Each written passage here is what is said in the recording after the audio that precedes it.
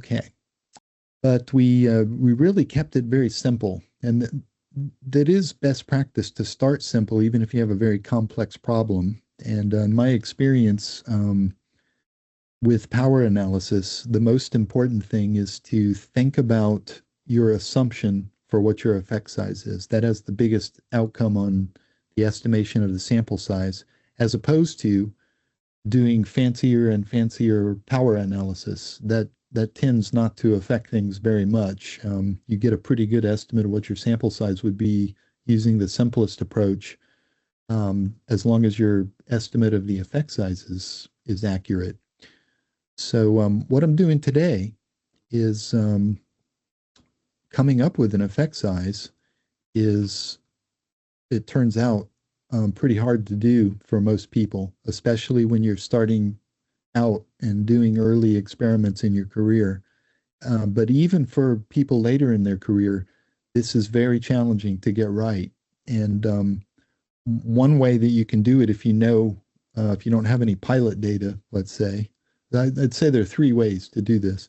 One way is to have pilot data. So if you don't have any idea what is happening with your own experiment, it might be prudent, in fact, to collect a little bit of data using the system that you have, and from your pilot data, estimate an effect size that you're likely to see. That's a strong way to do it. It's probably the best way to do it. Downside is it takes a lot of time, and it costs money, and oftentimes you don't have the time or the extra resources to do that as a student. So the second best way is to find an example in the literature that is close enough to your study that you expect a similar result, and to extract the effect size from the literature. So that's what we're going to do today. And the worst way to do it is the way that is probably the most common way to do it, and that's to use what I introduced last time as Jacob Cohen's rules of thumb.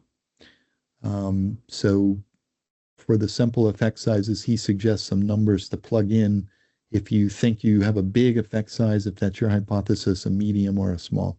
That's the worst way to do it. It's often wrong and inaccurate. So that's where we've been, where we are today, and in the future. Well, I mentioned before when I did some AI for stats that things change day by day, week by week, and especially month by month. And even since I did that last one, a new tool has popped up that people who do statistics are going crazy for, and non-statisticians are also noticing this tool, and it's Google's newest tool. So I'm going to demonstrate that with an example similar to last time. It is, in a limited way, it's free to use this very powerful new model. So I'm going to demonstrate that next week. Probably going to be some other topics coming up before Christmas, then at Christmas breaks, and that's what's happening. So if you like to follow along with the slides, I've got a slides link here, and I'm just going to double check my files link.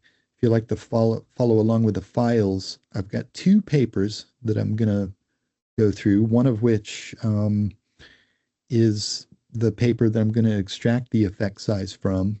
And they're just going to go through exactly what you need to do. And every paper that presents stats that would be relevant for you will be similar to this one.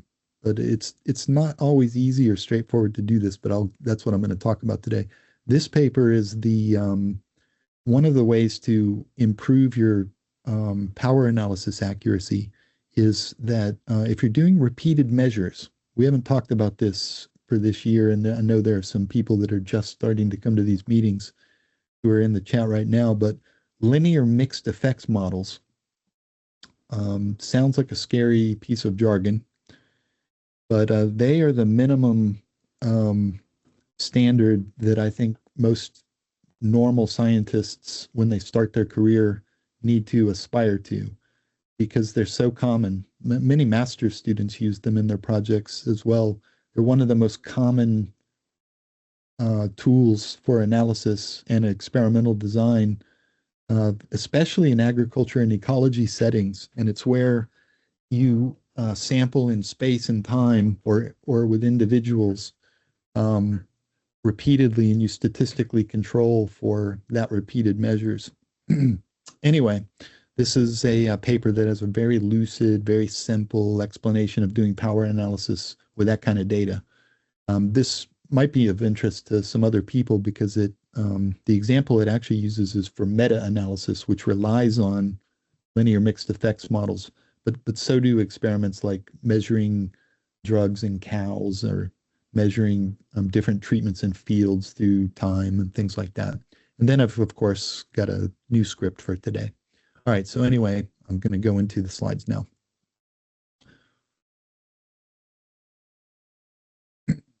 Now, this is what we're going to talk about today. I'm going to go through an example of getting effect size from an actual piece of literature that applies to a real project I've been talking to Sophie about. So the first part of this will be boring for you, Sophie, because we already did talk about it, but it'll refresh you if you haven't thought about it. And then I'll talk about, I won't get to repeatability today. I decided that by the end of it. Instead, I decided to do the mixed effects model thing. So I didn't change that on the slide yet, though. So maybe we'll do repeatability in a future session. I'll explain what that is in the future. You recall last time I introduced this idea of effect size thinking. And the argument that I tried to make was that we have a conundrum when we're training young scientists to do statistics. And the conundrum is this, that students come in and somebody like me will take responsibility or has responsibility, like I do at Harper, to do some training and build skills, build capacity for staff and students. And where to begin is the conundrum. Where do I begin? Most of you have had what I refer to as a first statistics course in the past. And you've probably had more than one statistics class. And almost all of them would be essentially the same class going through the same stuff that I would refer to as the first statistics class. Well, usually you start out with different tests and sampling and probability, and you build up to talking about things like the t-test, ANOVA, the assumptions of it, random sample and the meaning of independence of observations and things like that. And then towards the end of the term or the year when you're taking that first stats class, the instructor has a choice to make. Every instructor at every institution for every class like this that you and everybody else has ever taken, they have a choice to make. Do I go further than repeated measures ANOVA? Do I introduce the scary jargon terms like the general linear model, the generalized linear model, or the linear mixed effects model? Do I have enough time? Probably not. And if they talk about power analysis and effect size, I'm just going to move my fat head a little bit. Maybe I'll move it down here today until we get to the R. There we go. If they get to power analysis, it often is just couched at the end of the first statistics class, but many of them don't have it. So the effect size thinking part of your training so far that you may have missed or you may have heard the words before are, what is effect size thinking? Well, it gets you thinking before you collect any data and after you've picked your statistical test. So this is an order of operations that a lot of practicing scientists don't really do. Often what I find is that people collect the data and then they think, oh, well, what analysis should I use? What's the best one? But effect size thinking says, no. You think about the statistical test and how much data you need before you collect any data. And the effect size itself requires you to know something specific about how big the difference is and to justify your sample size. And I went into reasons why that is. I introduced two basic primordial types of effect size, and many of the other ones that I talked about last week are derived from these two basic types. One is a type where we're looking at the difference between usually some continuous measure. There can be certainly can be more than two categories in this class of effect size. And I introduced the simplest way to measure this is a quantity called Cohen's d, which divides the absolute value of the means, for example, in this difference, and divides it by the pooled standard deviation. And the pooled standard deviation just means a weighted average. That's a crude way to put it, but that's the way I'm going to treat it today for the variance. Okay, there are different measures of variance, as you'll see in a moment. Um, and even when you choose a way to graphically or in print report your variance, the variance itself is a technical term for quantifying how much variation there is within some class of your data. The standard deviation is the variance, the square root of the variance. So that's another way to present the variance. And then finally, one that scientists just love is the standard error.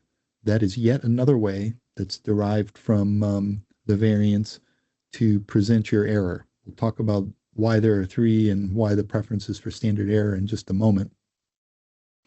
The other one, of course, is the correlation. Today, we're going to focus on Cohen's d. So this is just what I talked about last week. And I also mentioned before we even started that, you can just guess using Cohen's rules of thumb. And, for Cohen's d, 0.02 is small, 0.05 is medium, and 0.08 is large. You can think of some numbers in your head if you've ever calculated the mean and standard deviation of some data that you've collected, and say there's something that you've measured that maybe it's the weight in grams of maize kernels on an ear. Maybe that's 200 grams, and maybe the variance is 25 grams. It's probably bigger than that. The standard deviation would be 5 grams. You can imagine what the difference would have to be between two treatments, let's say, on your maize experiment to come up with some of these Cohen's d estimates, okay?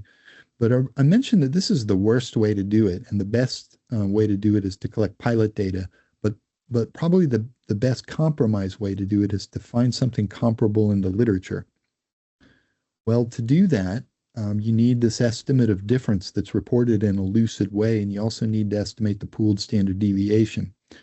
So that's what we're ultimately looking for in the literature. Will we find it? Almost never will we find those things presented in that way. What we often will find is some measure of the standard error. Now, why do scientists love the standard error? I told Sophie an anecdote. I'm not going to spend the time telling you guys the whole anecdote, but through my career, I've experienced and learned that applied scientists just love the standard error. And there's a reason for that. Let me just bring up my drawing tool here. There we go. Let's see if that stays. No, it doesn't. I need to bring it up.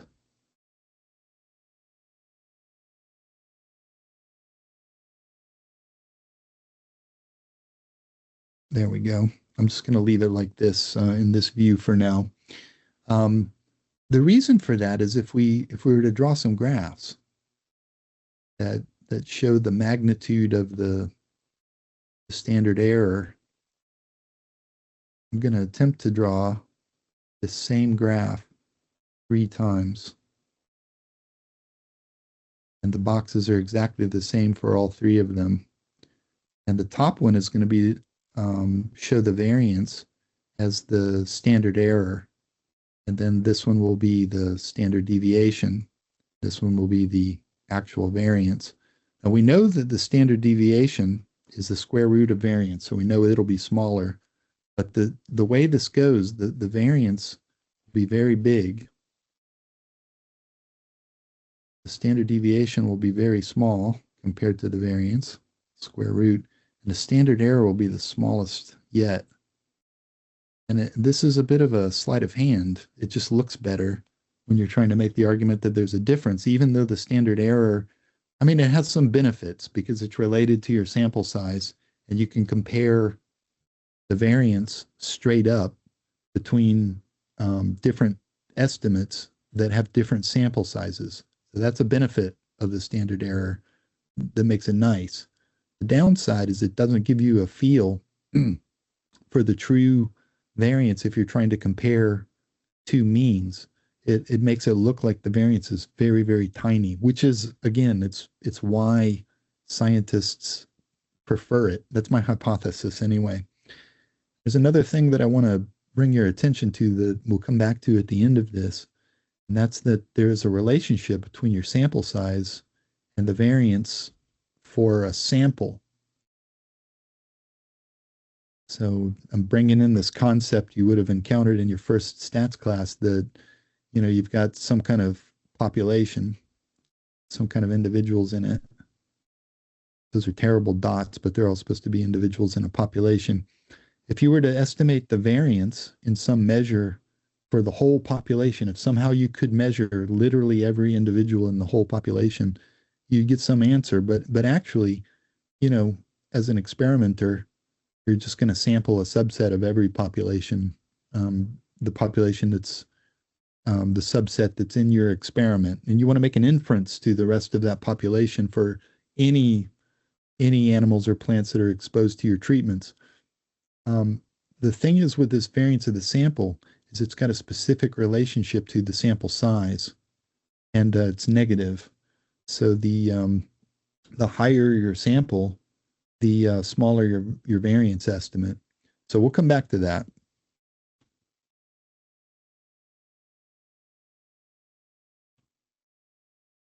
The example we're going to do today is one that's very interesting.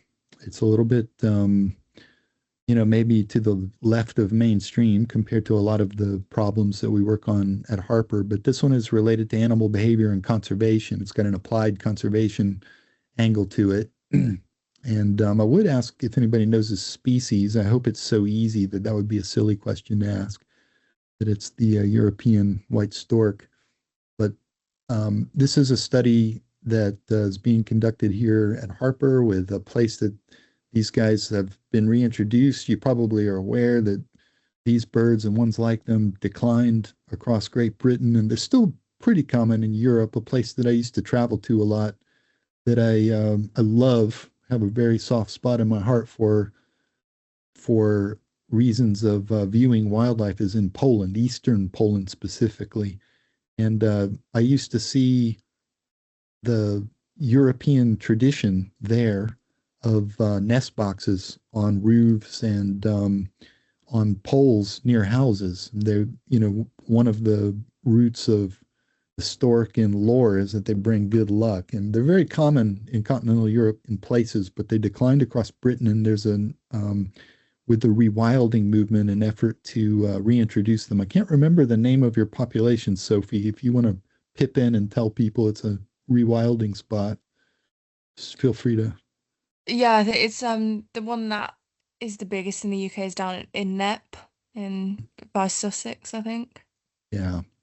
So that's kind of cool. You can check out their website and learn about that a little bit. And Sophie will have fun going down there viewing these guys. Well, what the question is here is looking at individual differences that might have some conservation meaning at doing novel problem solving or maybe tool use or other dimensions of behavior in these birds. It really is looking at individual differences in birds. There's a whole field of statistics that uses a measure called repeatability, and it's also used in industry. It is used in agriculture, but animal behaviorists are really clued in on this in repeatability. But this particular study doesn't look at repeatability, and I think the question was, are there any studies on white stork that look at individual differences in behavior like this. So here, that measure of solving problems is called object or exploration, and but there weren't any. And so the task then is to find something that's close enough and comparable to your study. So this is the study we're just going to peek into today. And this is the other study. I may show this again. This looks pretty ugly now that I look at it with a table of numbers and some equations. So I think I'm just going to brush past this for now on both of those and go to code time. I did want to mention, I thought I had a slide, which is why I advanced the slides. Here is there's a special problem with repeated measure studies. And some studies are very prone to it more than others. And this special problem that we have to keep in mind for this particular approach is that the the design of data collection for something that is inherently variable, like the behavior of this bird. This is the caracara, a raptor. It's not the crested caracara. I thought this was the crested caracara, a really spectacular and beautiful raptor, but this one looks a little bit drab in comparison, but it's still a pretty bird. But it, the degree to which this bird and the data collection related to object exploration is directly comparable to the data collection for the target study on stork is very important. This is an obvious thing to say, but there's a particular problem with things that you're measuring that are inherently very variable, like animal behavior. But I mean, there are other examples of things that are that have any subjective component to it that is just a thing to be aware of when you're estimating these from the literature. You won't be able to find, often you won't be able to find an estimate of effect size that is for the same question exactly, the same data collection methods exactly, with the same species or study organism exactly. Why not? Well, if there were, there'd be no point for your PhD. It's a simple reason. So often with these, even when they're experimental studies that don't have this dimension of highly variable thing that you're measuring and maybe even some subjectivity, it is still quite hard to find something that where you make the gambit that it's close enough that you can make an inference. So we're making that assumption here that it is. And I just realized that I wanted to actually show the paper itself. So I'm just going to do that real quick.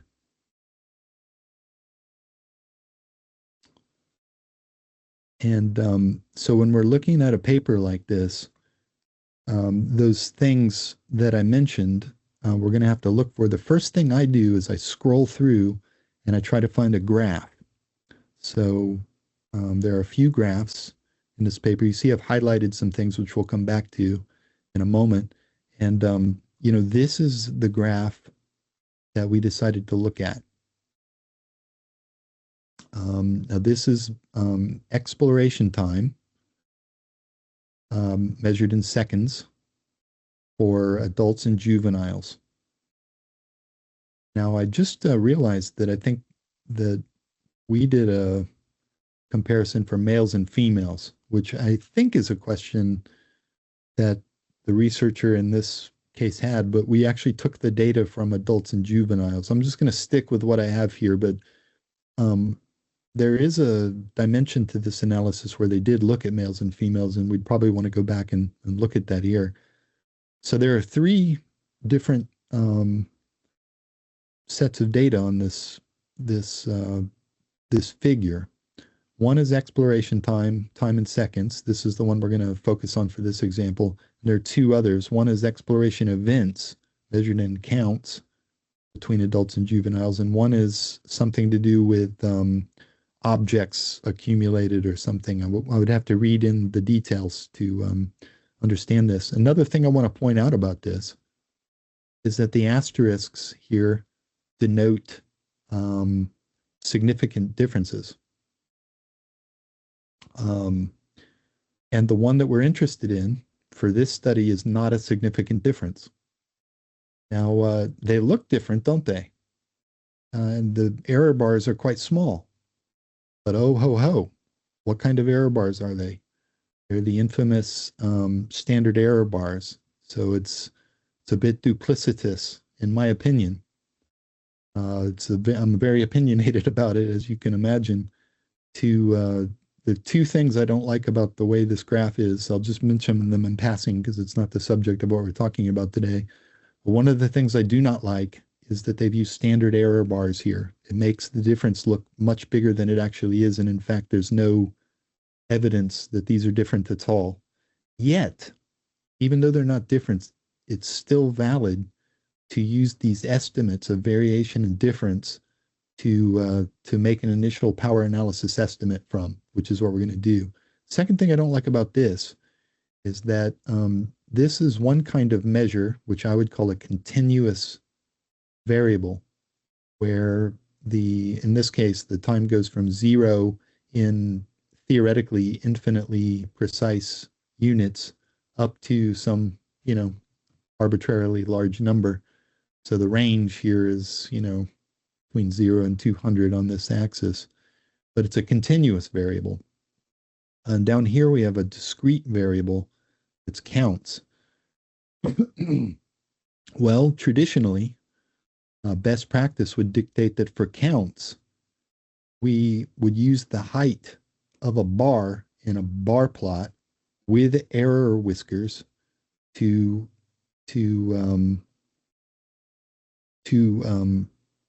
visualize count data. But for continuous data, we would not use error bars because if we're measuring something, unless we have lots of zeros for some reason, the scale would bury it at 0. And because it's a continuous variable, we would show the central tendency with a box plot. So anyway, those are the two things I don't like. I'm not going to go into more reasons why, but I find it even hard to bear to look at. But never mind. What you have to do is we have to go up to the methods section and we have to extract the information by carefully reading it. So one of the little bits we need that was on my slide is the sample size. And here the sample that we did was just the adult birds and 9 females and 10 males. And we're making the assumption that the difference between adults and juveniles will be similar to the males and females here. Whether or not that's a safe assumption is up to the researcher, but that's the assumption we're making here. The other thing that we need to know is that estimation of variance. So if we scroll down to the next place, we have experimental procedure. You'd want to for sure scrutinize this to make sure that's what you have in mind. We want to see something about their general statistical analysis. Here they use the generalized linear model. One of the reasons that I say the generalized linear mixed model is the minimum for PhD students and other interesting people to know about these days is that you won't be able to find very many published papers in our field that don't use the GLM or the GLMM. So you really need that at the bare minimum in your toolbox to be able to effectively even read the literature, much less contribute to it. So they use the GLM. And if we keep going down, we find that in fact they did also use mixed models. So they used the GLMM for this, where they repeatedly measured individuals that represented a random sample of all the possible individuals. And that's the way that we analyze that kind of data with a mixed effects model. Okay. The other little bit we wanted is how are they going to report their summary statistics? Here they report that they report the mean and the standard error. And if you remember from my slide, I'm not going to go back to it now, but the standard error is the standard deviation times the square root of the sample size. So we can derive the standard deviation from the standard error no matter what. And then the only thing left to do is to look over here and find their reporting of the means for males 134 and females 108, and the standard errors for males 44, females 22.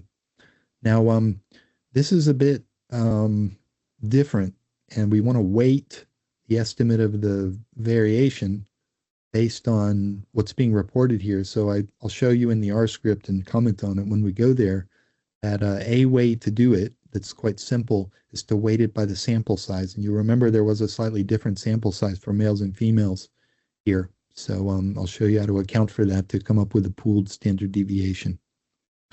I think that's all I wanted to show. They present their statistics in a very simplistic way for different things that they measured.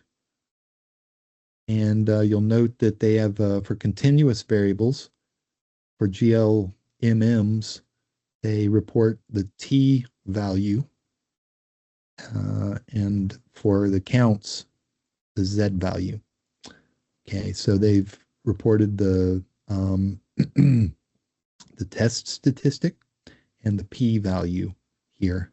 And there are only a few things if you scan across the P values that are significant on this table. All right, so that brings us to here. And now it's time to look at the R code.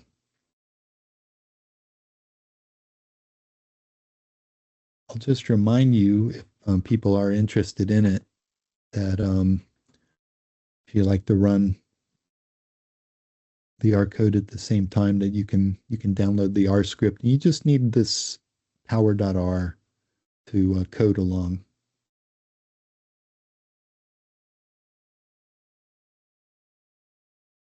Okay, I'm just going to clear everything.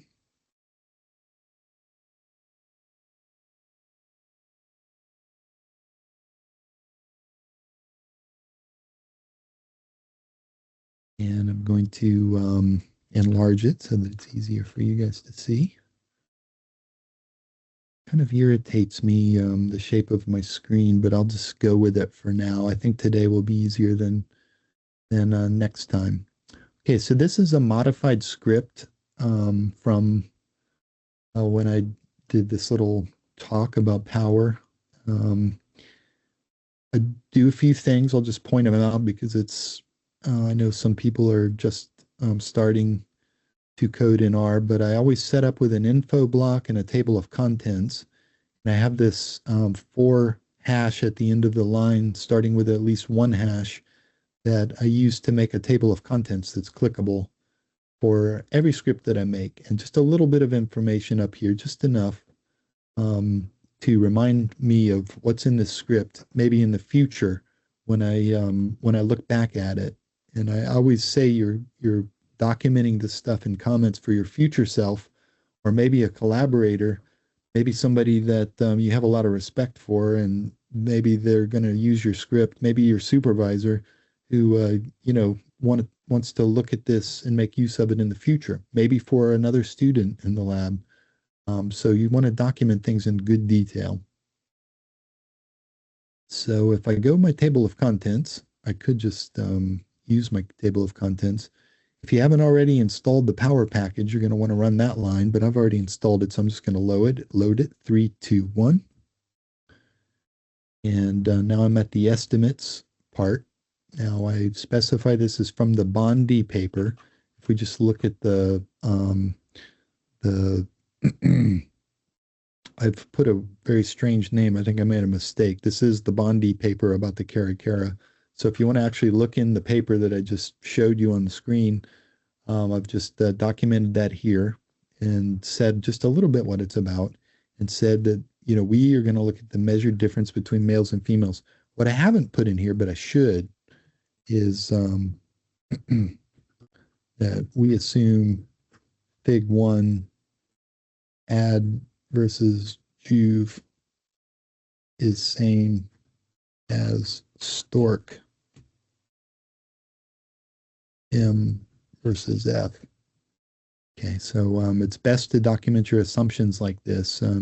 Maybe I'd try to get a second. In fact, a technique that I can mention now is that when you're trying to extract these effect sizes from the literature, once you get the hang of it, it can go quite quickly, and it is prudent to try to get more than one to compare them. Okay, so if we looked in the literature, the highlights that I pointed out said that we have a sample size of 9 females and 10 males. That this measure of object handling for males was mean 134 plus or minus standard error of 44. And for females, it was 108 plus minus 22. And um, the relevant standard error conversion to standard deviation is this equation: standard error times the square root of the sample size is your standard deviation. So I've just made variables for the the mean of females, the mean of males, standard error of females, standard error of males, the sample size for females, the sample size for males. So I'm just going to run those and put them in the global environment. You can look over here. They'll pop up 3, 2, 1. And then I'm just going to calculate the standard deviation for each of those by plugging in the variables that I created to that equation.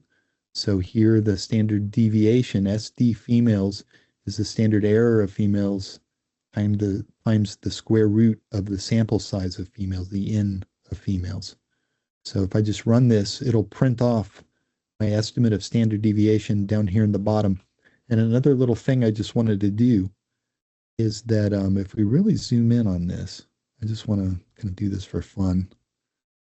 Maybe if we look at the one for the one here, and we look at the variance, we kind of just eyeball it over here. I'm going to call that 95, and I'm going to call that 75. So I'm going to say that that one whisker is 20, and so I'm going to say the whole error is around 40. And I just wanted to point out that they reported 44, and even with the crudest of estimate, we come pretty close. You don't want to underestimate it too much. I estimated 40 just visually, and you will commonly find that they don't explicitly report the variance, but you can derive it from a graph like that. So I wanted to remember to say that. So we can see now what the standard deviation is going to be like compared to 44. It's going to be much bigger. 3, 2, 1. 66. Well, it's a little bigger. And for males, 3, 2, 1. It's much, much bigger. That was 22 compared to the 44. And then for the standard deviation pooled, what I want to do is I want to weight the standard deviation of females times the proportion of the total sample that females comprise. So the number of females divided by 19. And then same thing for the males. Of course, I'll add that all together to come up with the standard deviation pooled. So it should be between these two numbers, 3, 2, 1, and it is. And then I just want to calculate the difference in means, 3, 2, 1.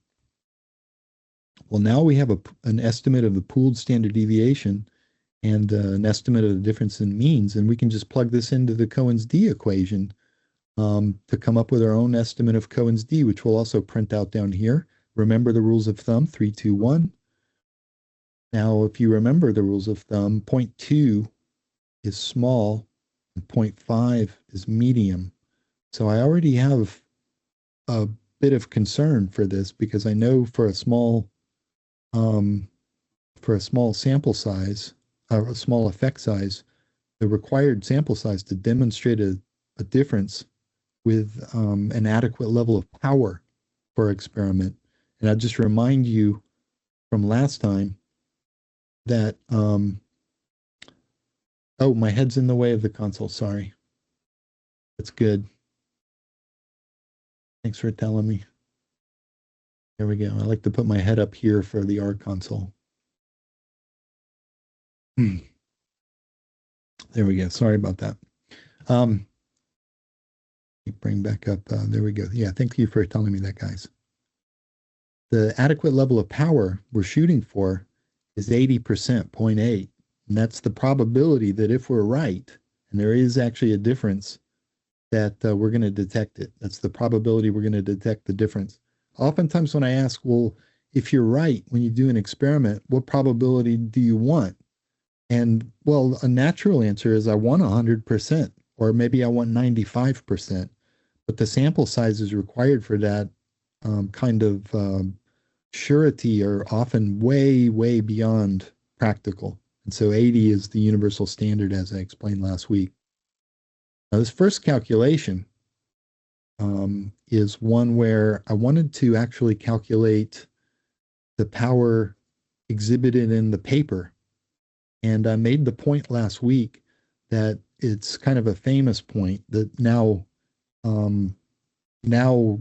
grown up working scientists are all well aware of this phenomenon and we're concerned about it. And people take measures to avoid this in their own research. And that's that there is bias in the literature. And it used to be very big indeed. It used to be a terrible bias in the literature that that you would tend to have overpublication of studies with low statistical power. It's a bit counterintuitive, and I want to explain why that is.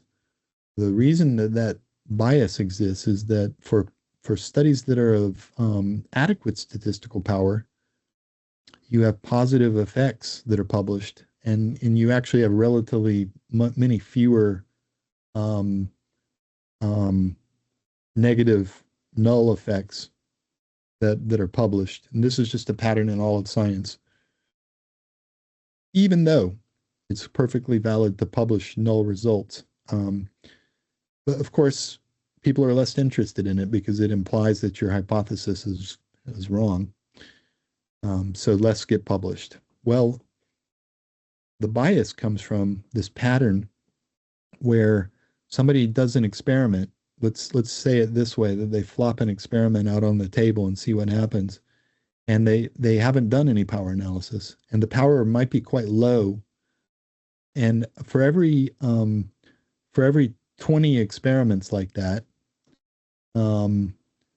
remember that thing I introduced last week, and that's the probability of a false positive. And the probability of that by most people's standards and acceptance is 5%.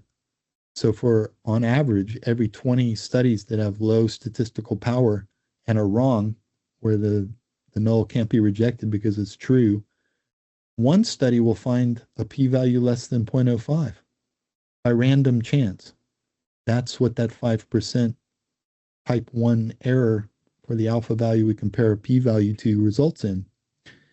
And it turns out that there's quite massive bias for studies with low power that do get a positive result. Often they're counterintuitive studies because they're wrong and they get published inordinately often. And this was a big problem in the past. And one of the fields that is famous for having this problem in the past, it's improved but still exists. And there's a whole literature through time, is psychology. And Jacob Cohen, who wrote the book I mentioned last week and came up with these figures and the rules of thumb, had a early career in documenting that bias in the literature. So anyway, that's a long way of telling you that I want to use this line of code to estimate what the actual statistical power was for that figure that was not significant. Let's just see it. It'll pop up down in the console 321. And we have to parse a little bit that I want to explain on this line 46. One thing is that there are four quantities in these power functions. One is the sample size, one is the effect size, one is the significance level, and one is the power. And you can calculate any of these quantities if you know three of the four. So if you give three of them, whatever one that you leave null is the one that will be calculated. I wanted to explain for the two sample test. the sample size that we're going to get is is for each sample. So for our study, it was 19, but there were two samples, so 19 divided by 2 is what we report. We've calculated the effect size based on the reported numbers in the variable Cohen's d, so that's what we do for effect size. The significance level is always 0.05. The jargon term is the alpha value, and that's the threshold you compare your p-value to. The power, we want to have a power of 80, but we're trying to see what the power was. What was the power? Well, the power was exceedingly low. Even if they were correct, they only had an 8% chance of detecting it. So this was one of those really poorly designed studies. You could go back and do the same thing for the ones that they found that were significant. And I think for at least one of those, probably both, you'd find well below 80% power. So, if anybody's interested in doing that, it wouldn't take you very long. But what we ultimately wanted to do for this experiment was, if that is the effect size that we see, what is the sample size we'd required for adequate power, the minimum standard of 80%. 3, 2, 1. Would see it has to be a huge sample size, given that level of variation that is just ridiculously large compared to the difference that we expect to see. So this is not a tenable experiment. But it brings me on to the next part of my script. And one way to reduce the sample size to make an efficient experiment, is the way that a statistician would call it, is to use a linear mixed effects model. Even if they're a bit scary, they help you make the most of the data you have by accounting for variation for those repeated measures. And that's the subject of this other paper that I brought up. And I'm going to just go back to my slides here real quick. I'm just going to say a few words, and then the calculation is very simple in R to do this. Even though it looks like a terrible, ugly equation, it is quite simple. The subject of this paper is really about the simplest method possible for non-statisticians to calculate statistical power and effect size specifically. And they're focused on a specific kind of study called a meta-analysis. Now, some of you, I'm sure, have encountered meta-analysis. Maybe some of you have done one. Maybe some of you will do one. But it's kind of a niche thing to do, where you go out and look at for those of you who aren't familiar with them perfectly, you go out and you look at some question in the literature that a lot of people have studied. But because a lot of people have studied it, the evidence for whether this phenomenon is true or not is all over the place. And it's hard. Maybe there are hundreds of papers. Well, using a statistical technique that is called meta-analysis. This is called meta-analysis. But I've always found the phrase, the jargon term meta-analysis, to be jarring to me. And the reason I found it to be jarring to me is that meta-analysis is just a name that some people made up a while back. And it's not a new thing at all. All a meta-analysis is a linear mixed effects model that looks at effect sizes. So what people do when they do a meta-analysis is they go out and actually do exactly what I just showed you.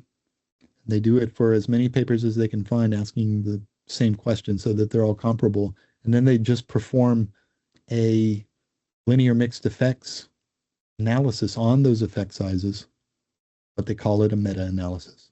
So I wanted to make that point. You have to know about linear mixed effects models to be able to do that, or to analyze your own data that are that kind of experimental design, which many are, if they involve repeated measures. But these guys have done something real clever. They have said, listen, guys, if you perform a mixed effects model, and this is what I would call, I would actually call this an ANOVA table. because this is the traditional way that ANOVAs were reported. If you have an output of a meta-analysis, what you can do is you can derive the estimates of variance for different parts of your study, and you can plug them into an equation to come up with an estimate of Cohen's d, even if it's a very complex model. I'll show you the model for this one that is fairly complex. And you can read the paper. It's written for regular working scientists who don't have any mad skills in statistics. It's a really excellent paper. I highly recommend looking at it if you ever have done or will do a mixed effects model, and keep it in your library so you can refer back to it.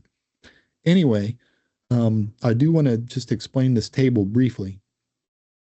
One of the things that we teach students in that first statistics class, and I'm not besmirching other people who teach those kinds of classes. I've taught a first statistics class many, many times to many different kinds of students in my career, including here at Harper, is that unless we bring in mixed effects models to that first statistics class, we ignore what we call fixed effects versus random effects. The fixed effects, see ya, Tom, fixed effects are ones that we do mention in those first statistics classes. They're the factor in a one-way ANOVA. They are the two, like the control and the treatment in a t-test. Those actually technically are called fixed effects. They're ones that we impose as a researcher. The random effects are ones that we don't care about in our experimental design, but they're ones that do affect our data. In this case, the they've got participants and items that are repeatedly measured in their experiment.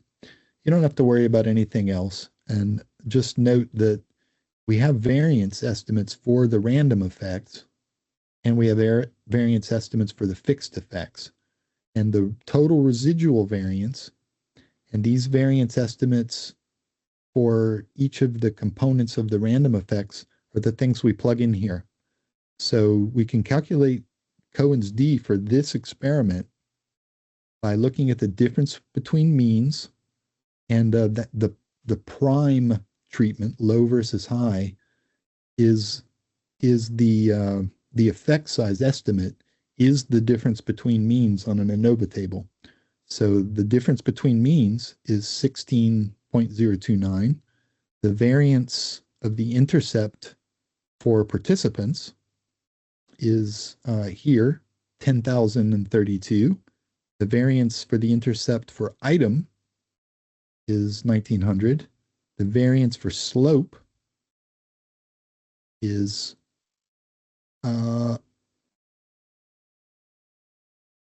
for item, for part, is here. So 27.89. And the variance for slope for item is here, 19.88. And then we also put the variance for the residuals, which is the leftover variance after all of the other variables explain their portion. So the equation here is the difference in means divided by the square root for this study of 5 components, but the number of components you have down here will depend on your particular mixed effects model and how many random effects you have. So let me just show you how simple this is. I've even put in the example from their paper of what the mixed effects model. It's actually quite easy to run mixed effects models. The trick is just making sure you know how to name the variables from your experiment. So if you wanted to run this experiment, you could go to the paper website and grab the data and actually do it. But here what they've done is they've measured something, their dependent variables RT. They've got a factor, high and low prime factor with 2 levels. And then they've got the mixed effects items, the random effect item, that is, it's item nested in prime and participant nested in prime. And we don't have to worry about the syntax for this, but that's how you do that. And this kind of term results in both an independent estimate of the slope and the mean for these items. Okay, this is a bog standard way of doing it. So they calculate it Then I've just plugged in the variance components estimates, which we would get from this summary of the fit. Yeah, it has to be the variance, but if you have the standard deviation, you just square it to get the variance. But this is the actual variance estimate. That's the reason they could have put the standard deviation, but the reason they've used variance and put square root over the whole thing is that the default to come out of these models is the variance, and they're called variance components. So maybe it's that they're being a little bit purist by doing that. But yeah, it's basically the same thing, and they've accounted for that. So to cut to the chase, it's just plugging everything into this model, and we're going to estimate the Cohen's d 3, 2, 1. Oh my goodness, I've got to run this part. Forgot to do that. 3, 2, 1. 3, 2, 1. And boy, the effect size is shockingly low. It's just a coincidence. It's similar to the power for our study. But the last thing that I wanted to say, and this is even in the last 2 minutes, it actually is one of the most important points I wanted to make in this entire talk. And that's that the number of observations within those random effects affects your effect size directly. And it's because of that negative relationship between the sample size and the variance, because those variance components are on the denominator of that equation. And if you increase the number of observations sampling those random effects levels, I'm looking at you, Sophie, because this will bring that sample size straight down for you if you have a good replication of observations on individuals, especially if they're consistent, is this relationship. Now it's nonlinear, but you can see if they, and I think the study that they did had 10 observations. And here they say, well, with 10 observations, their power was really low at 0.08, but if we increase it to 20, we get 0.19. If we increase it to 40, we get 0.28, and so forth, up until it spans the entire range of small, medium, and high, just because of a mixed effects model design and taking account of those repeated measures. So I think this is a very important point. I've never seen it made this clearly like this without any equations. And so that's why I think this paper's solid gold and worth downloading and keeping in your library. Any comments or questions? We're right up to the time, and there's some things happening in my house, and I need to go down to the kitchen and join those things that are happening. So any questions?